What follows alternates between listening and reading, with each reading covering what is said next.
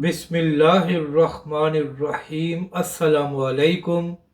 मैं हूँ अली असगर और आप देख रहे हैं मेरा यूट्यूब चैनल।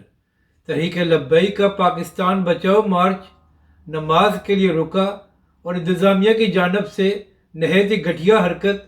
इस वीडियो में हम इसी के मुतालिक बात करेंगे।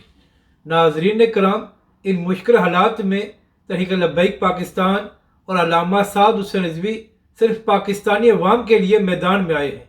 और नाज़रीन कराम, पाकिस्तानी अवाम भी ये बात जानती है कि अल्लामा साद हुसैन रिज़वी उस वक्त मैदान में आए हैं जिस वक्त बाकी सब खामोश हो गए हैं।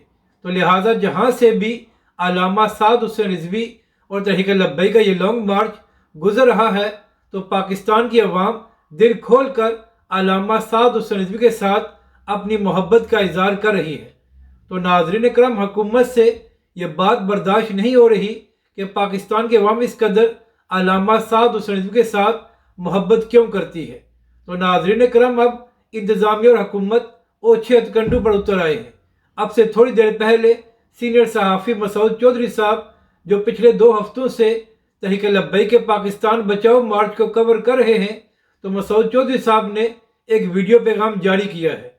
तो नाज़रीन कराम, सीनियर सहाफ़ी ने बताया है कि जैसे ही तहरीक लब्बैक पाकिस्तान का ये लॉन्ग मार्च पतोकी के एक पेट्रोल पंप पर रुका है ताकि नमाज अदा कर सके। तो नाज़रीन कराम, सीनियर सहाफ़ी के मुताबिक जैसे ही तहरीक लब्बैक का ये लॉन्ग मार्च वहाँ पर रुका है तो पेट्रोल पंप की बिजली को बंद कर दिया गया है। तो नाज़रीन कराम, आप यहाँ से खुद फैसला कर लें कि किस कदर तहरीक लब्बैक के साथ ओछे हथकंडे अपनाए जा रहे हैं। हालांकि पिछले 2 हफ्तों से तहरीक लब्बैक पाकिस्तान का ये पाकिस्तान बचाओ मार्च नहायत ही पुरअमन है और एक गमला भी नहीं टूटा।